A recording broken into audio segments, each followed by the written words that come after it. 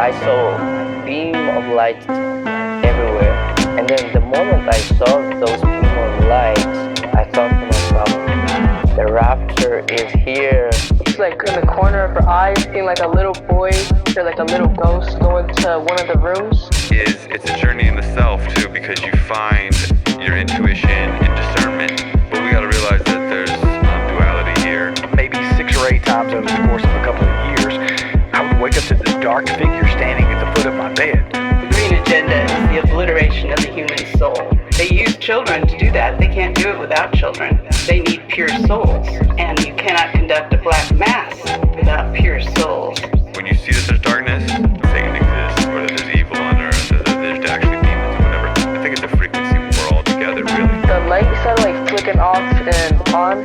So it was like a toddler, like a 5-year-old or 4-year-old. At one point it started to gruff. I heard howls. I heard like this puffing sound, and I was petrified. I had no idea what it was. Well, the demons are here, and they are going to steal the children.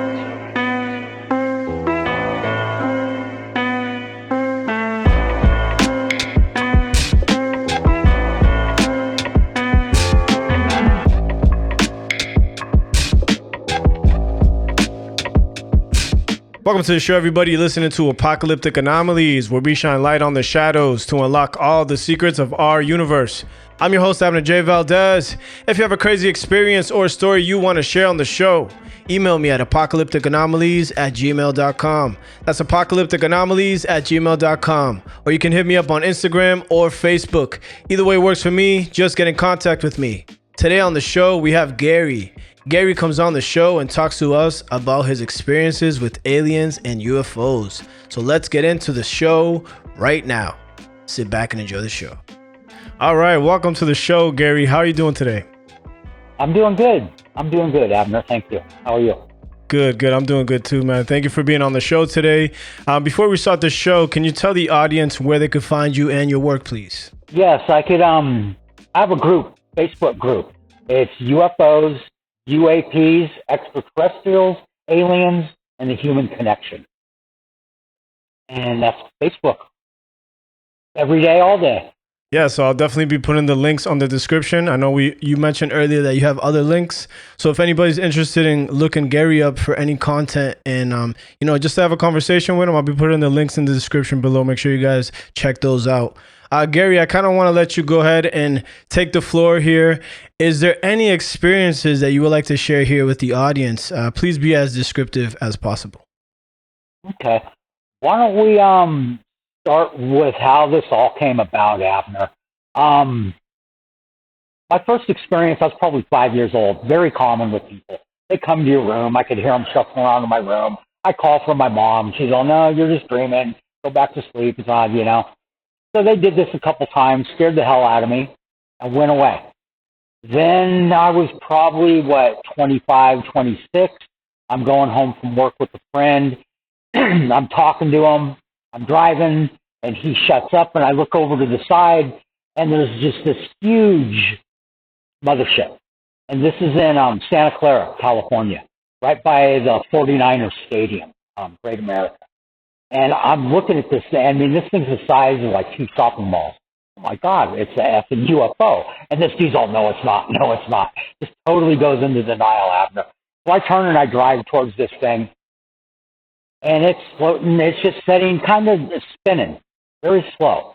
And I feel something watching me. Like it knows I see it and it knows I'm driving at it. So I look up and there's 2 of them following my car. So I tell this dude, if that's not a UFO, what are these following us? So he starts to get emotional. I'm driving at it. I see a dude walking across these railroad tracks with a bike. And I yell out to him, dude, can you see this thing? And he's looking at me like, you're crazy. Okay. So my friend gets very emotional. He's basically, at this point, crying, wanting to go home. I want to go home. Take me home. Take me home. I don't want to go near it. So I turn around, take them home. As soon as I turn around, they're all gone. So years later, after I make my contact with them, I found out that is like a light switch that you got.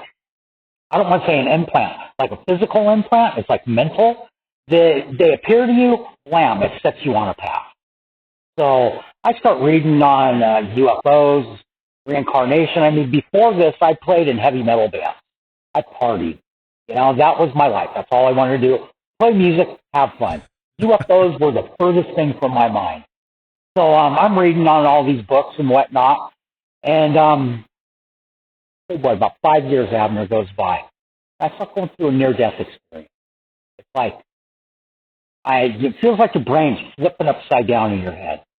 And finally, okay, at this point, all the partying, bands, da-da-da-da, drugs, I end up living in the back of a truck. I'm homeless. So I'm going through this near-death experience. I'm homeless. I'm hanging out with a buddy. And one night I'm by myself. I get this anxiety. And okay, I'm going to die.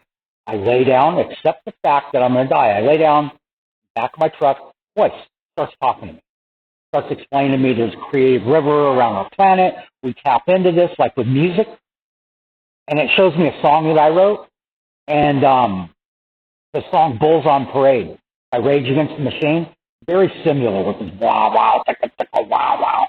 And I'm like, okay. And they say basically you tap into this creative river and it goes into you black and white and it comes out colored with our personality. So, okay, they start explaining this stuff to me. All of a sudden, I'm laying face down in the back of this truck. They give me a song, the original song. Okay, can I have violins and cellos? Violins and cellos come in. Okay, can I have Jimi Hendrix play? Jimi Hendrix starts playing. Can I have Jimi Hendrix sing? Jimi Hendrix starts singing. I'm going, oh my God, what the hell, you know? And I got to get up and go to the bathroom. And I get up to go to the bathroom, and it's gone. I'm how can I get this back? This is such an amazing experience. Can't get it. I have no control over it, you know? It was a random near-death experience, and this happened. So then probably about another 3-4 months later, it happened again. I lay down in the back of the truck, boys back, starts talking to me, and I'm going, well, I got to get up again. I got to go to the bathroom. And I'm going to get up, and you're going to be gone. And they tell me, Gary, we have been with you your whole life, little boy. We're with you the rest of your life. I climb out of this truck. I'm going to do this thing. You know? All of a sudden, they tell me you need to get back in your truck. There's a police car. I go, I climb in the back of this truck. A little crack, I'm peeking out. Sure enough, there's a cop car. I'm like, wow, what the heck is this about? Who are you? And they explain, our name is Quintile. Okay. We're your spirit guides. I go, okay, if I go to sleep, you're going to be gone. They said, no, we're with you the rest of your life. I go to sleep. I wake up the next morning. First thing I hear is, good morning, Gary. How are you? Da-da-da-da-da-da. They start going and talking, explaining stuff. And I'm going, okay. They did this for like 2-3 days. And I finally said, look, I need my mind back. You know, you're just constantly going. They said, okay, we're going to back off. We will answer your question. Great. So I'm, you know, people I know, and I was working for a telemarketing company where we sold coupon books with discounts at local businesses, advertising, or advertising. And I'm delivering these things. I'm meeting people, and I'm answering questions, and they're all, wow, this is like a serious intelligence that's working through you. And when it first started, Abner, they would speak through my mouth. I'm driving down the freeway. I got a friend of mine next to me from India, and he's asking about his culture, his family, and I'm driving, and they're just talking to this dude. And I have my own thought process. I could fully, just like another person, if they're using me. They did that for a while, so I finally one day said, I got to start documenting what they're saying, this information.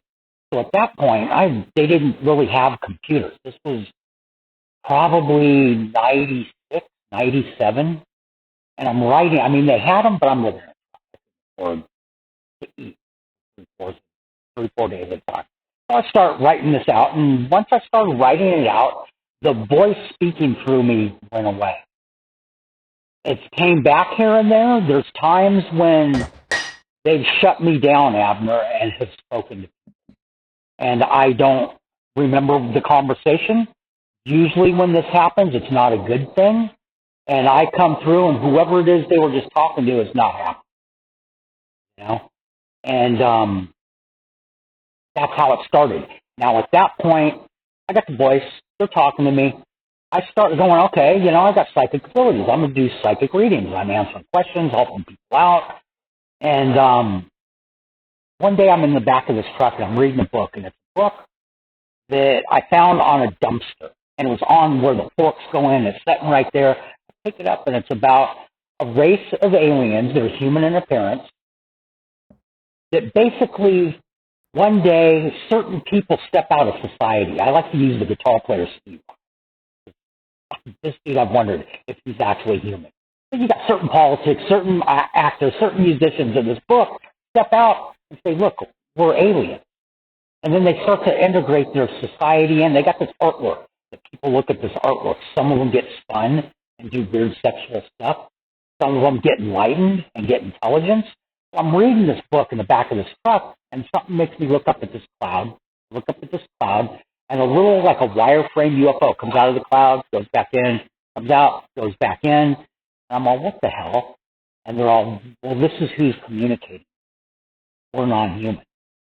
So at that point, I realized that I'm dealing with non-human intelligence, okay? And they start to point out different things I went through. Like when I was homeless, I'm sitting in the back of this truck. I got very little money, very little gas. It's like, do I buy something to eat? Do I get gas? What am I going to do? I'm sitting in the back of this truck, or on the tailgate, out the back, and this homeless dude comes out of the hills. Black dude, long dreads, walks up, says he's a guitar player. Okay, I'm a bass player, long hair. Okay, he's all, what are you doing? I'm watching these lights up in these hills. And this is the town I grew up in, Fremont, California. Okay, I know this town very well. Up where these lights are at, my first car, my first girlfriend, make out, drink, you know what I'm saying? I know this area very well. I'm watching lights flashing and fog coming up. And I'm all, dude, I'm ripping on these lights and what this is. So this dude tells me, okay, that's for you. You need to go up there and check it out. But let's not worry about that right now. Let's get in your truck. I'm going to show you where to get resources. So me, him, and another friend of mine that's a guitar player get my truck, and he takes me around. This is where you get lunch, where you get this, you get vouchers for this. He took us to a church and said twice a week you can get a hot dinner here. And it's like, okay, dude, you know, we're talking about music, and I kept asking him, I want to play music. My buddy has a studio that we can go and we can go down, you know, and he's all, yeah, you know, had some kind of excuse. Couldn't do it, okay? So we get there to eat dinner, and this dude tells me, I asked him, you know, do you want to eat with us? And he says, no, I got my friends waiting on me. And I look over, and there's like 4 people standing there just staring at us. Kind of odd, you know? I said, okay, dude, thank you. Appreciate the hookup, you know. Hopefully I'll see you around. We're both homeless, you know. I'll see you at the church or whatnot. He says, okay, you know, enjoy your dinner. Nice meeting you. He walks off to these 4 people. I'm talking to my buddy. We're talking. We look over, and they're just gone. Instantly gone. Like, wow, where the hell did they go? You know what I'm saying? Years down the road, after once I realize I'm dealing with non-human intelligence, they tell me, those were us. We're the non-humans. We look exactly like you. Okay? I'm like, wow, that's kind of interesting. Yeah. So that's how the whole thing got started. The lights up in the hills they told me to go check out, I could send you a picture. It's a docking station. This is where UFOs are coming in and out of. And they got different spots like this on the planet. Some of them, people will say they live underwater. They got underwater bases. They get to underground bases. They don't actually. I mean, what I've learned about these beings, they're not like us. They're not born through live birth, conception, eat, sleep, die. These are energies. Like when we die, we're an energy. When we go to dream state, we're an energy. We're all the same. That's exactly what they are. But they've made it through this reincarnation process. So when they become physical, it's what they call a manifestation through molecular manipulation. What they do, you've probably heard that anything physical is vibrating. It's got a vibration, vibrational frequency. they are capable of adjusting vibrational frequency. So my cable, it's vibrating. They could speed this cable up and it disappears. You can't see it, but it's still there. It's like a lot of people, I like to use this for example. People will go, okay, you know what, man, I'm wanting to smoke a cigarette, and I know that my cigarettes and lighter were right here, and I can't find them. And they go through the whole house. I can't find my cigarettes. And they come back, and they're frustrated, and then all of a sudden, there they are, right on the table. They basically, situation like that, they're trying to show you, look, dude, you need to quit smoking because you're going to get cancer and up and die. You know? It's all vibrational frequency. So when they need to work with the physical, they basically adjust the vibrational frequencies. Their energy becomes physical. It could be for 10 minutes. It could be for 10 days. When they're done, they speed it back up, and they're back to what I refer to as the astral plane, which is where we go to when we die. You cross over astral planes, 2 lower astral planes, in between lives, come back. And do you think these entities is as simple as demons and angels, or is something more, something different? What do you think? You know, I deal with that on a daily basis. At this point, online and all the different groups, I'm dealing with thousands. And I got probably about 30 groups I'm in. And people say, you know, they're angels, they're fallen angels, they're demons. That's all a manifestation of the Bible. Now, our religion, not just Christianity, Catholicism, they're very important tools of this reincarnation process we're going through.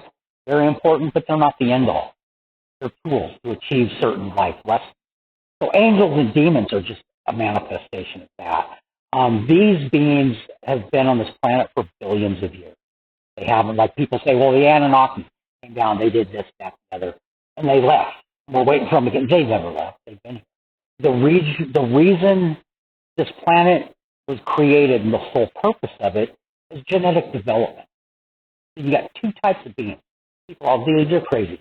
There's 250 different species on the planet. No, man. There's 2. What you're seeing is subspecies. Abner, it's like an arachnid, a spider. You got a scorpion, a tarantula, a black widow. They all look different. They're all an arachnid. So you got the grays, big eyes, reptilians, da-da-da-da. They're all what they call the Gongolay. It's just a different version of the Gongolay. What they're doing is we're learning complete physical human understanding. What it is to be human. Good, the bad, the ugly. Start out like Jeffrey Dahmer doing heinous ass shit. Okay?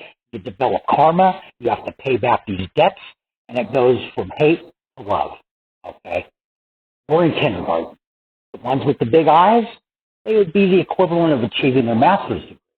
They're learning how to develop physical bodies. It could be a person, an animal, a tree. All of everything on this planet has energy. It all basically boils down to energy. So those beings have been through complete physical human understanding. They've been through several other mental, physical, developmental stages.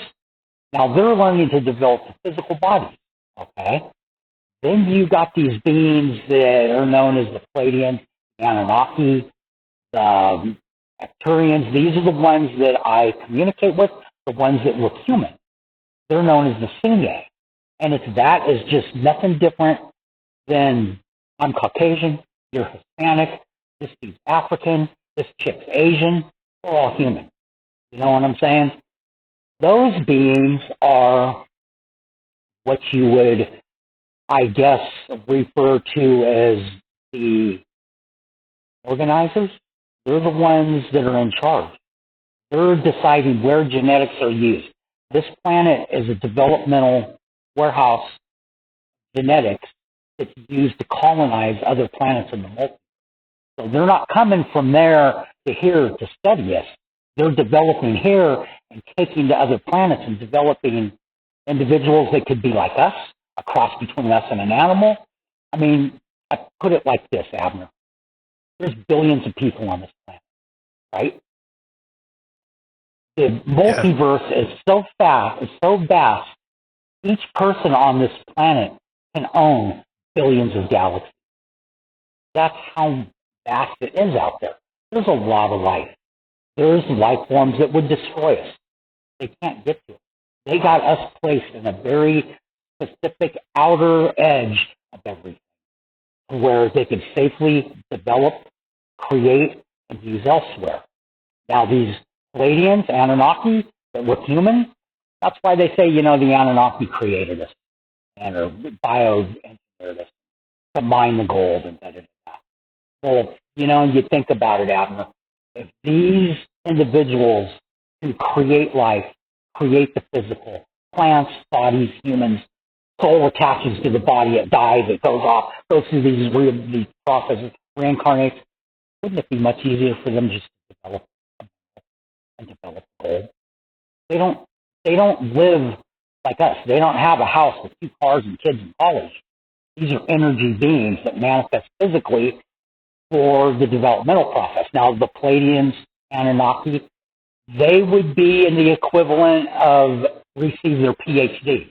So we're kindergarten, on the layer master's degree, Palladians, PhD, God, what we perceive to be God, okay, not really like what the Bible says, not an individual that judges us, or not God's will. Before you're born, we make a series of decisions. This is what I'm going to learn. I got to pay back this karmic debt. Jeffrey Dahmer. Jeffrey Dahmer killed and ate this dude. Well, he owes them a karmic debt. For that dude he killed and ate, time is perceived different at that point. You don't have a past, present, future. Everything is a whole. So you see that this family is addicted to drugs. They're going to have kids, okay? So the one kid maybe has a handicap, and mom and dad are screw-ups, and they're not doing the right thing. So Jeffrey Dahmer owes this dude a debt. I'm going to be born in as his brother with this overbearing need that I have to take care and make sure that my younger sibling, is going to survive. That pays off a karmic debt from killing them and eating them. That makes sense? Sure, yeah. And going back to what you were saying, right? So these physical beings, or these beings that come in and out of our existence in the energy field. So why do you think we are the way we are? Is it something that you can explain to us, or is it something that really can't be explained? What do you why mean? Why are we humans? Like, what is the purpose of that? It's kindergarten. We're just learning this, and what we are, Abner, is we're gods in training.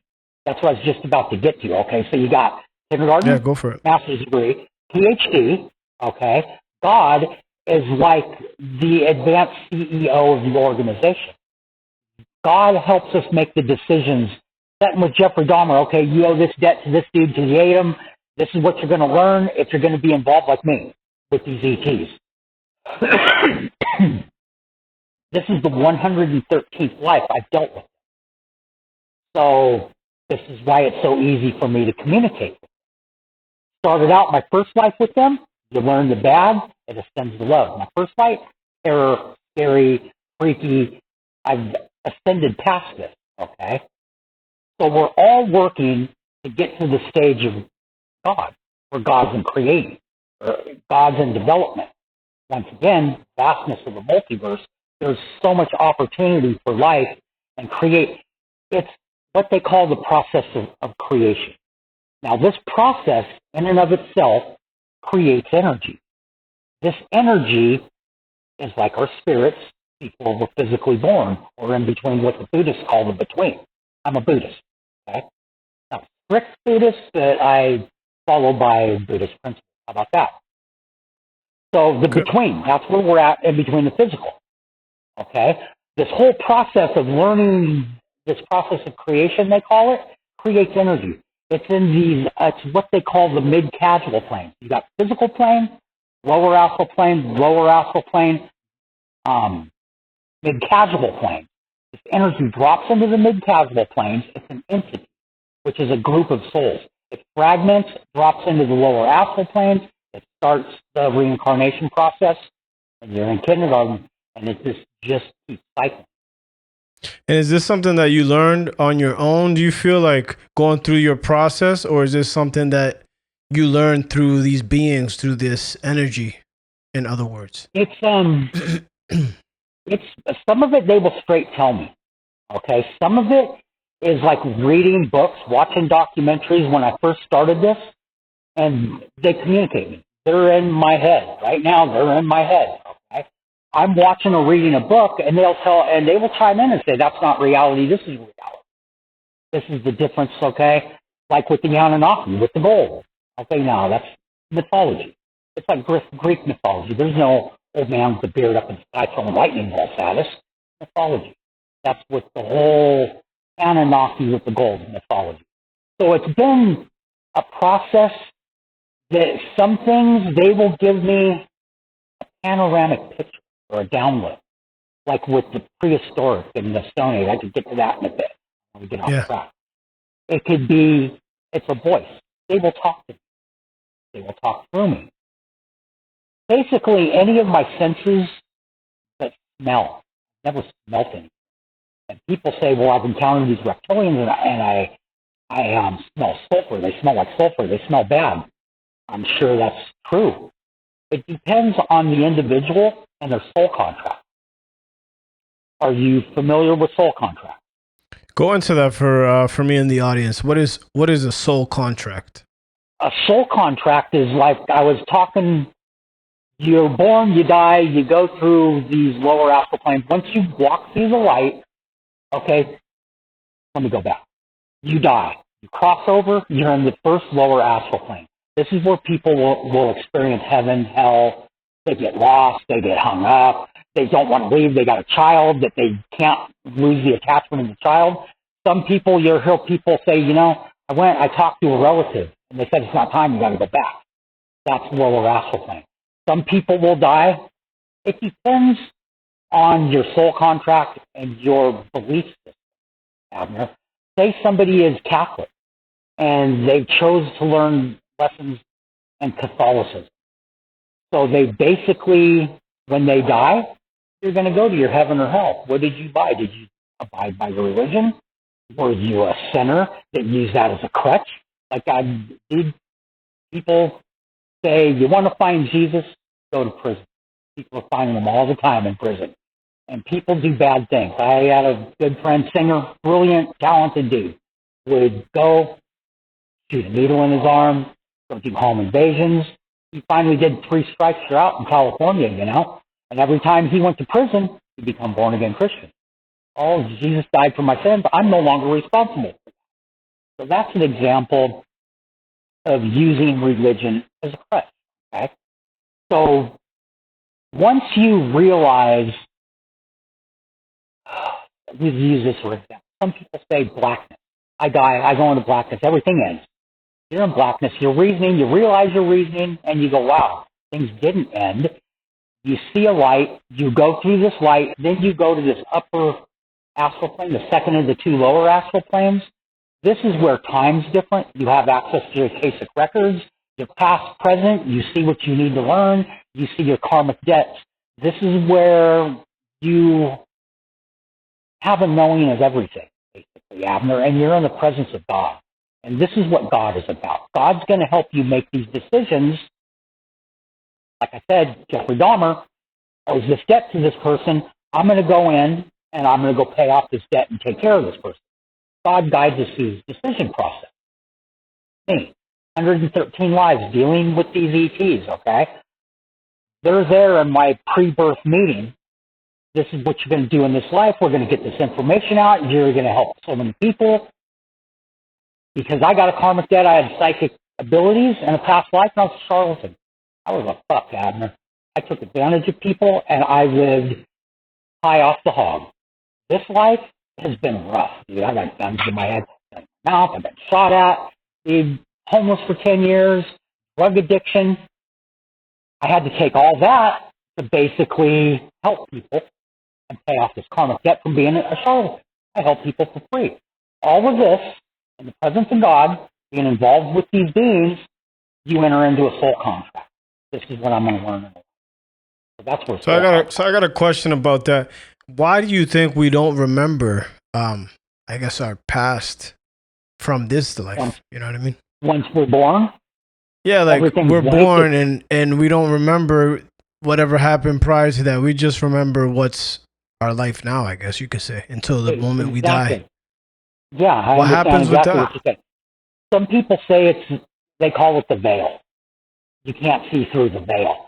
And basically the reason I've you heard don't that remember, before, yeah. I've heard that. you've heard that term, huh?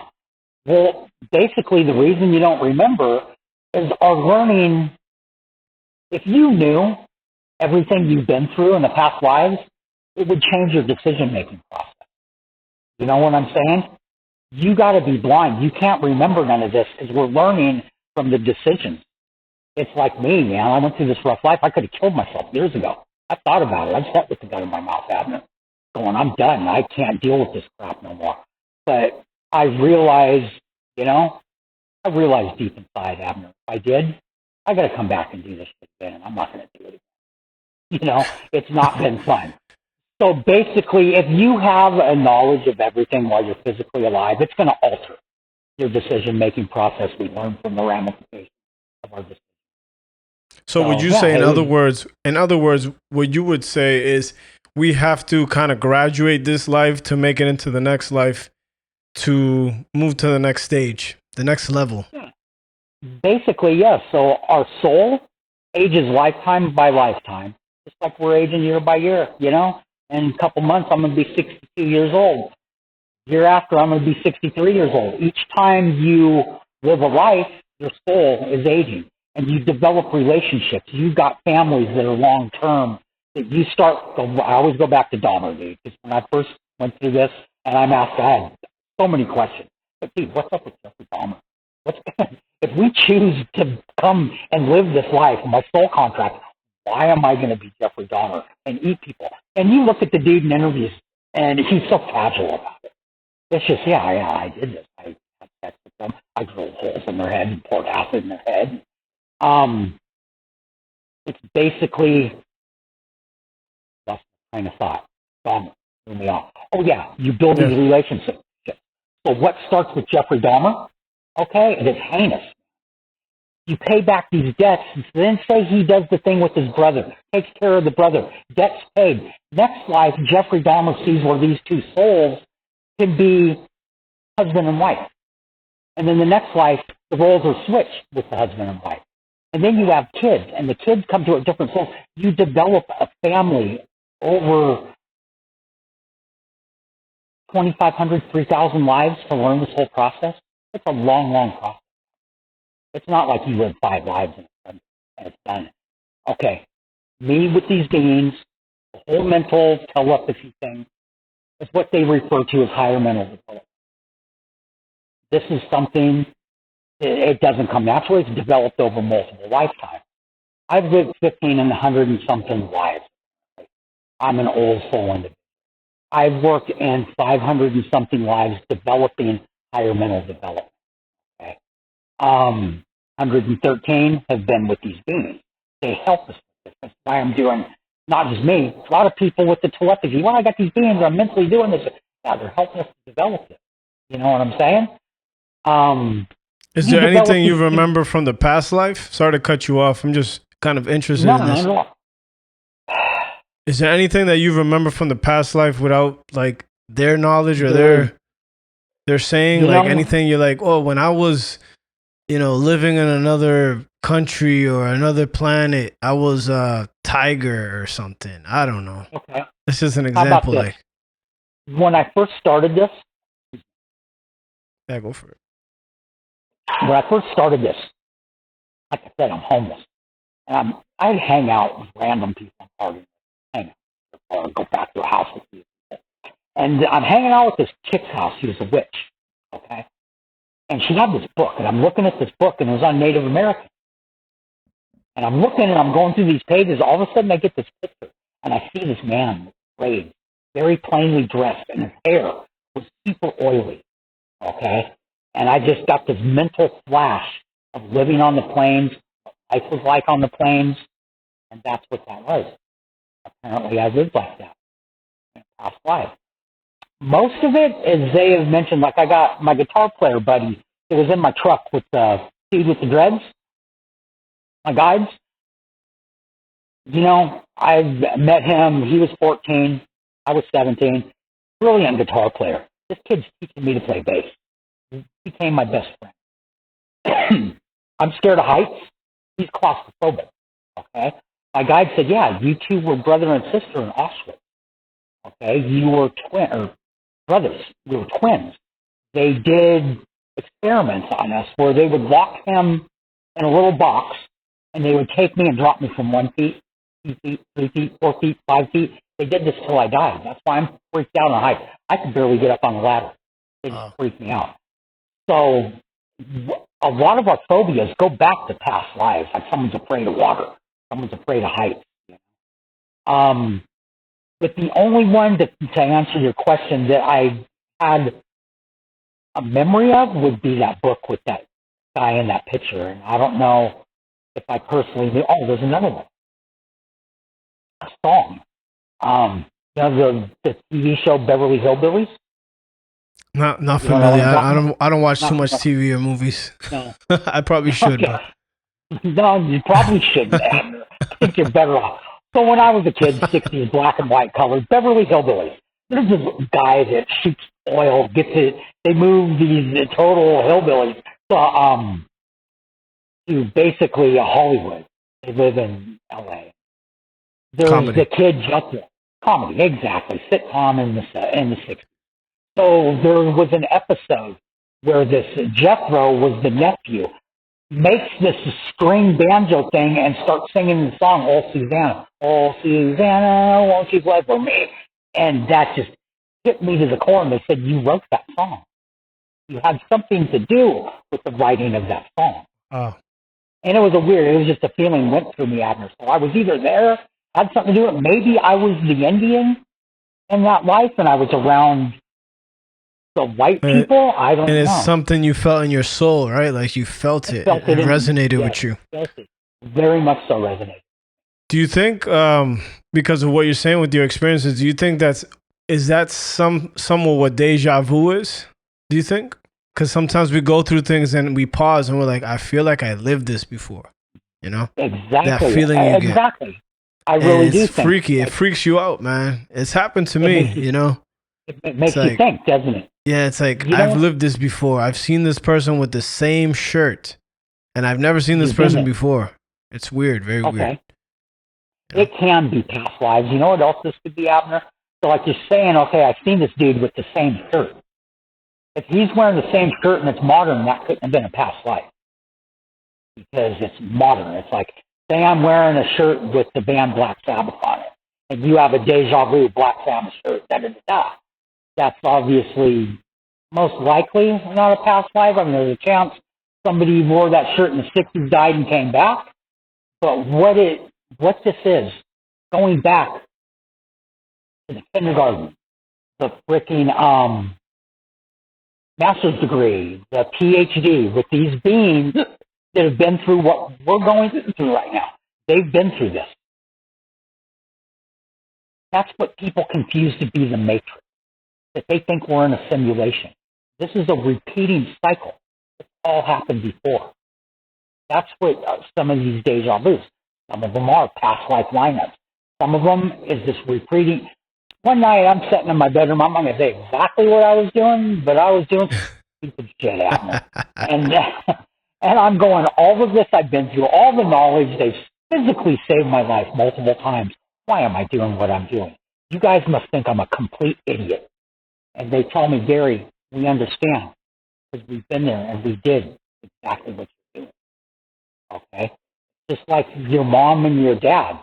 You know, my dad used to beat the heck out of me, Abner, but he's seen me growing up and starting to smoke pot at 13. You know?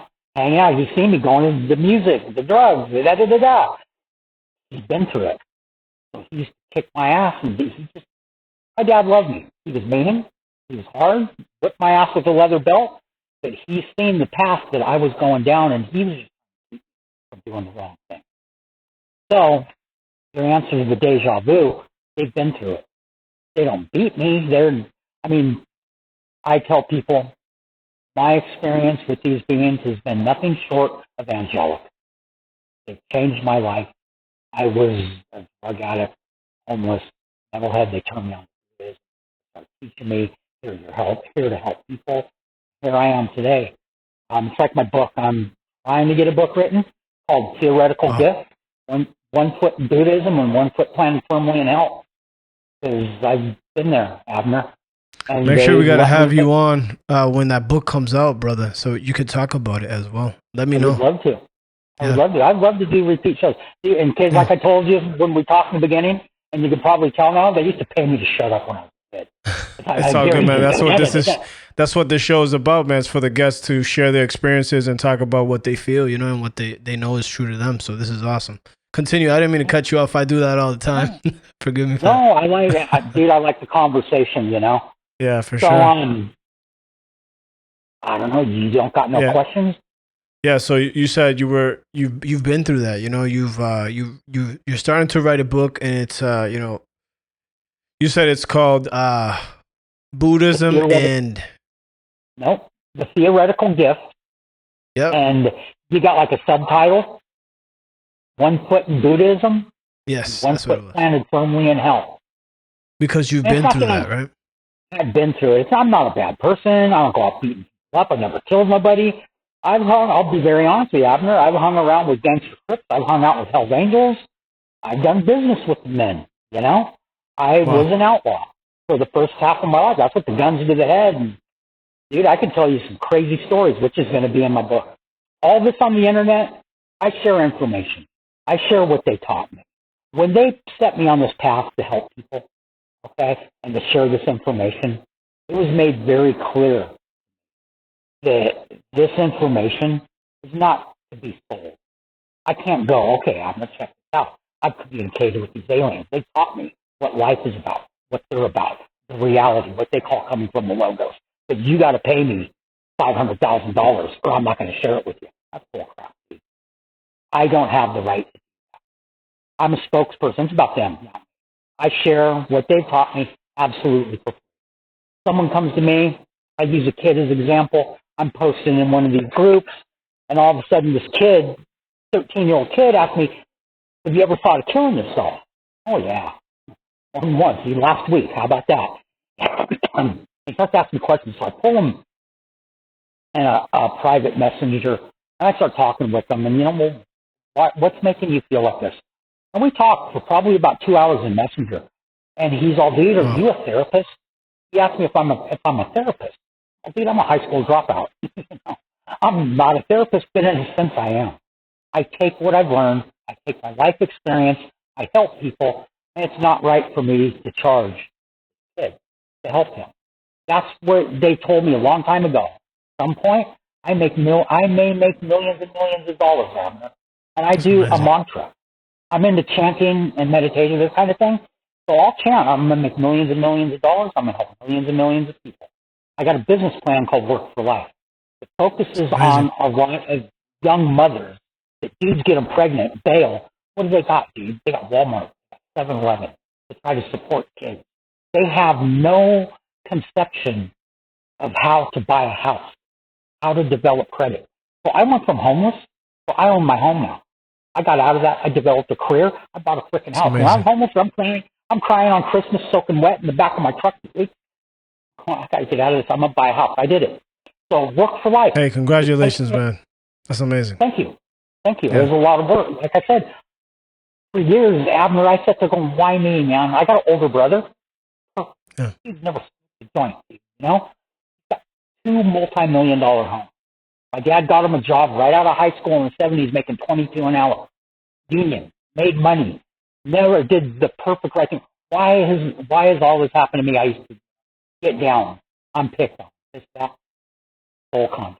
I was meant to go through this life, experience that. Grew up middle class, one house, leave it to beaver shit, you know? Mom stays home all day. Dad comes home from the construction job. Life was new school clothes every year, birthday, Christmas, presents. I had to go through the homeless to realize, you know, not everybody lives like that, Abner. And it's just like a young lady, 16, 17 years old, gets pregnant, has a kid. She's going to go, Walmart, try to survive, try to get a place to live. She doesn't even know how to rent a house, dude. Schools don't teach you how to develop credit, how to buy a house, how to invest. Right now, I'm scrambling for retirement in 5 years. what am I going to do? Because in 5 years, I'll work till I die. I know that. Maybe part-time. I may have squeaked one out. But work for life, you take this young lady in, it's a tough love, you teach her. You wake up, okay, you make your bed, you make your breakfast, you clean the dishes, you take a shower, you bathe. Ex-girlfriend of mine's a massage therapist, okay? In Reno, Nevada, she worked at the brothels, the world-famous Mustang Ranch. She wasn't a prostitute. She used to massage the women and the owners. And she told me a story. I share this with people. There was a young lady come in. She's a prostitute. And they had to tell this, you need to take a shower. You need to brush your teeth. You smell.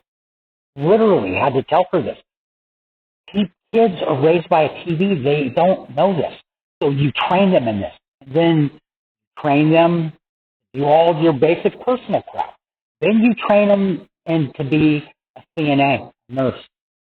Truck driving, short haul. They could be home every night. On my job, I do security in a housing development. And most of these security guards chase these kids around on their bicycles. They're kind of radical. It's okay. That was me when I was a kid. I could relate. Dude, come here, man. And I talk to them. Dude, I was just like you when I was a kid. Do me a favor, man. I've been locked up, dude. Don't go to jail. Don't go to Pat Island down. Go learn truck driving, dude. You can make hella money and live comfortably.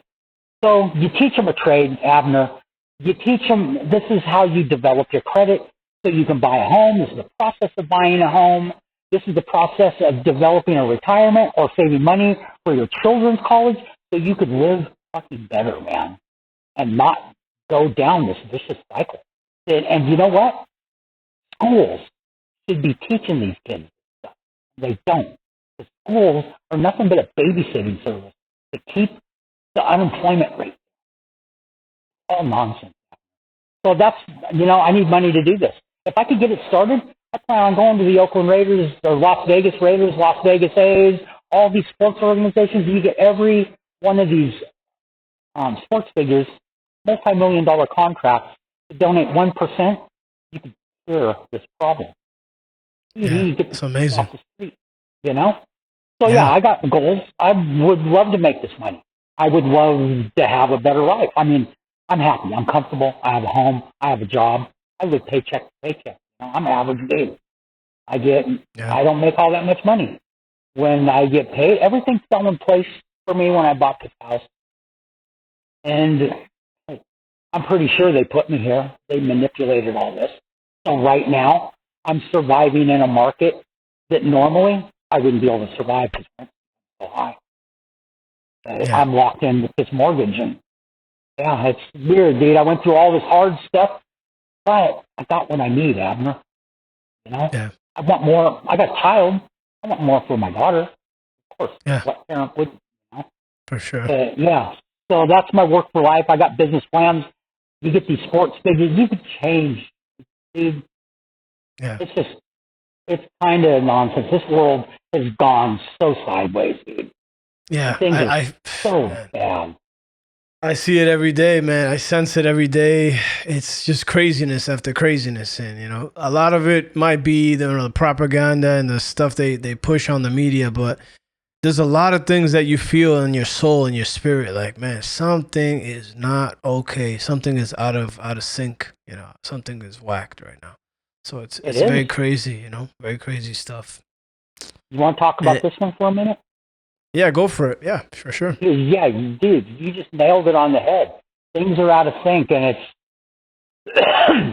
good way to put it is if you look, you can research Kali Yuga. It's Kaliuga, 2 words. Hinduism. Say that. Kali Yuga. Kali. Yeah, and then the second word, Yuga. Yuga. Okay. The yugas are 4 cycles of the earth in humanity. Okay. Kali Yuga is what they consider the 4th cycle, which you look at the Bible, Revelations, the end of earth, and you hear all that. And different cultures and different things have different ways of putting it. It's all the same thing. Kali Yuga and the Hindus, they look at it as death and rebirth. what my guides with me call the recycle and reset. This is all going to recycle. It's happened so many times on this planet. Look around. I mean, look at Machu Picchu. Look at the pyramids. Look at all these stone structures that we cannot explain, where there were civilizations that ended. They collapsed. None of these civilizations, they say, what, maybe 2,000, 4,000 years of civilization exists, and then it collapses, and it recycles. It's over. And do you feel like this is something that they've told you or something that you've studied? How did you come about this conclusion, or is this something that is very well known and documented? It's a very popular theory. Once again, the Bible, Revelation, the Hindus, and it's something that once again I'll read and they'll say, "Yeah, this is correct. This is where we're at. You're in Kali Yuga right now." This is why it's like you got a yin yang. You know what I'm talking about, right? The kind of fish looking and ones they're opposite. That's a balance. Okay, a good and bad. Going back to this reincarnation process, you have to learn the bad. You have to learn the good. How would you know the good if you didn't learn the bad? That's the balance. You got to have a balance. Right now, like you said, things are off sync. It's off to the negative, which is it's part of Kali Yuga. It's part of the reincarnation process. It goes back to Jeffrey Dahmer. Okay, you create negative karmic debt to pay that off. Starts out as heinous, ascends to love. Right before everything recycles, there's a lot of baby soul individuals incurring karmic debt. A soul, like I mentioned earlier, the soul ages lifetime by lifetime. You're an infant soul, baby soul, mid soul, mature soul, old soul. Okay, so a baby soul individual, they be a grown adult like you and I. They don't know frickin' right from wrong, Abner. Dahmer. Look at the school shootings. Look at the mass shootings. Look at the politicians, dude. And the crap that they're doing. Look at the wars. Baby soul. Look at old age incurring karma. You know? Once this recycles and resets, it goes back to the balance. You gotta learn good lessons, you gotta learn bad lessons. It goes back to a lot of these people with these aliens, don't like aliens, non-human intelligence, because this is their planet when it comes down to it. They're the landlord. We're tenants. We're fucking up their goddamn house, and they're going to throw us out. Why don't they take me to where they? What, you're going to come in and you're going to destroy your landlord's house and expect them to move in with you? You know? Or have you move in with them? Nonsense. Okay? For sure. It's you see what I'm saying? It's a balance. You know, this could happen tomorrow.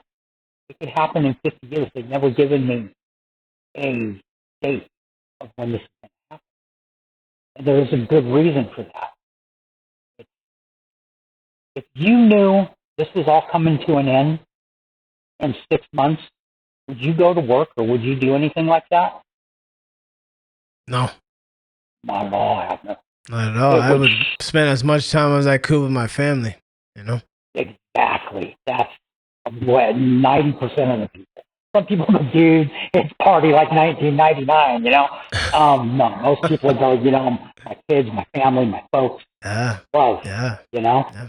But if it was common knowledge, and I know for a fact, there's individuals that know, okay, but it would destroy our economy. People wouldn't go work. People would go start, you know, pillaging, plunging, ripping people off, stocking up. No, I'm going to take all the toilet. Just like COVID news, I'm going to take all the toilet paper I can get so I can wipe my butt, you know? Yeah, I didn't get mention that. somebody, very famous individual, Abner, Elon Musk, okay? Yeah. Elon Musk, I call him a rocket man, you know? He's trying to build a rocket to Mars. Okay, why does he want to build a rocket to Mars? Can you live on a planet that's inhabitable? There's no oxygen. You can't grow shit on Mars. You can't possibly live there unless you build a dome, which that's kind of complex. Elon Musk knows what's coming. He's elite, and the 1%ers know what's coming. That's why you hear about all these ultra-rich people buying land in Montana, building underground bunkers 15 stories underground. they know that this is going to twist sideways. From what I've learned, most of the United States is going to be underwater. Land masses are going to change. It's a major difference. Somebody down the road, just like with these pyramids, how they build these damn things, they're going to come across our site. Wow, look at these buildings, look at these factories. They're going to know how we built what we have. Whereas we're starting shrugging our shoulders at pyramids, stone structures, you know? It's like, I have conversations with people all the time. And they go, well, they did it with heat and this and that. Okay.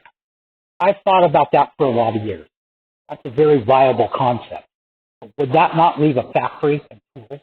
There's not one tool any of these sites with these stone structures like Mockery Feature. You got these rocks that are interlocked and you can't fit a freaking piece of paper between them. And my guides, they basically said it goes back to molecular manipulation. How they manifest, and they could basically take a solid object, they can make it pliable. They shape these rocks, they form them together, and then they slow down the vibrational frequency. It becomes hard. That's how these stone structures are. Pyramids. Wow. Very interesting stuff right there, man. Do you feel, in your opinion, do you feel like we're living in the end times? You feel like this is the end, or we're close to the end? I don't call it the end. I call it, like I said, recycle, reset. Yeah. So let me think about it. You know, you're smart. Short time, dude. Shit's gone sideways. We cannot continue on. And ain't nobody with money going to change it because there's no profit. Problem. I'll give you an example. Are you familiar with this Lou Elizondo? Just come out with the book and no? The Tic Tac. No. How about the Tic Tac UFO? Oh, the Tic Tac. Yes, I've heard of the Tic Tac UFO. You know, and the USS Nimitz aircraft carrier and the pilots and the Tic Tacs bounce around the water, disappears, shows up 60 miles away, disappears, showing up 60 miles away, molecular manipulation. Same thing. 13,000 miles per hour, immediate right-hand turn, molecular manipulation. We're in a pliable state. But Tic Tac off California coast and Catalina Islands, and Lou Elizondo is the spokesperson from the United States. He says, okay, we admit, we don't know what it is. Could be the Chinese. Okay? Could be another life form. We don't know what it is. We don't know how they do this. We don't know why they're doing this. They're floating around our military, which makes them nervous, obviously, because the U.S. military cannot shoot them down. They have no way of combating against these, but it's not about that. The reason they're at Catalina Islands bouncing around on top of the water like a waterfall is underneath them, at the bottom of the ocean by Catalina Islands, there's 60 to 70,000 barrels of industrial waste from 1947 to 1977. The United States government allowed private industry to dump their toxic chemicals in metal barrels at the bottom of the ocean. Well, these metal barrels are rusting through and starting to cause cancer. And it's destroying this, it's destroying that. Dude, it goes right back to what you said. This is rhubarb, dude. And they know this. The elite. I call it the elite. I'm not going to point out any certain agencies. The elite, they know this. You know what I'm saying? Yeah. I'm sure if you've gone down many rabbit holes, you know what Gary's talking about, guys. Exactly. And it's what I just said, Abner. There's no profit in fixing what's destroying our planet.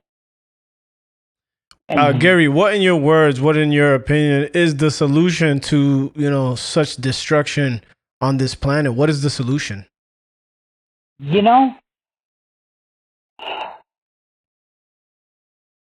If you were to get Zuckerberg and Elon Musk and all these elite dudes together and just like with the Work for Life and pitch in a percentage, with our technology, I'm sure they could fix it. Okay? But there's no profit. Everything's about profit. So that ain't going to work. You know what I'm saying? So my solution, how you got, dude? You got to let nature take its course. And it goes back to where people tell me, dude, well, why don't these aliens help us? And da-da-da-da. 70 years ago, dude, Roswell, right? At the time of Roswell, there was multiple crashes around this planet, not just the United States. And I mean, I don't know if we got enough time to go into these beings, but if you really know the true nature of them, they are not going to crash. It's impossible for these beings to crash because they don't perceive time as past, present, future, as we do. In linear years, the sun goes down, you got a day. It spins around so many times, you got a year. Okay? They perceive it once again as a whole, like we do on the lower astral planes or soul contract meetings. So, if you see time as a whole, you see you're going to crash. If you're capable of molecular manipulation and speed up these molecular structures, you're going to crash, you'd speed them up. You wouldn't be solid, you wouldn't crash. Okay? It's impossible, Abner. You can't shoot them down for the same reason. They know you're going to shoot them down before the thought even hits your frickin' head. Okay? So Roswell and these crashes around the planet were basically staged by them. They did this on purpose. And people have told me, dude, you're an idiot. Why are they going to do this? Crash to a UFO and be laying there dead. Very, very, very good reason. Military mindset. If a UFO were to come and land, what's the first thing they're going to do? They're going to try to shoot them and kill them. They're going to try to capture them and torture them. Correct?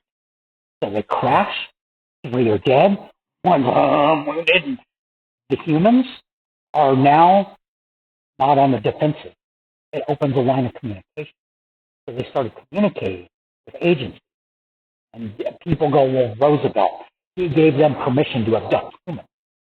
No, he doesn't have universal law, the right to give beings to abduct somebody. Yeah, or he's going to have a karmic debt worse than Adolf Hitler, for all the people he killed. What they did is they did an arrangement. These beings said, we want bases on your land. I don't think we want entrances to underground bases on your land. So if you allow us to do this, then we will share certain information because in 70 years, you're going to be facing the collapse of this planet. Things are going to go get so foobar.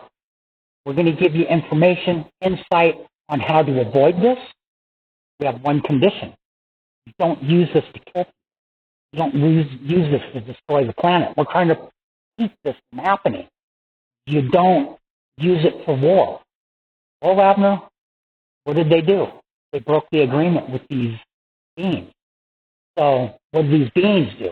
They said, we're out of here. We're not going to deal with you. And then the communication started with these. Oh, I'm not the only guy communicating. Sure, you get these UFO sure. groups, Yeah, there's definitely many others. Not exactly like you, but there's many others like you, It's very interesting stuff. What are some final words that you can give the audience to take with them with everything that we've talked about? What are some final words or a piece of advice you can give them to take with what you're talking about today? It's a good question. You know what I tell people all the time? Be true to you. This is going to sound so cliche and kind of stupid. Be true to yourself and follow your heart.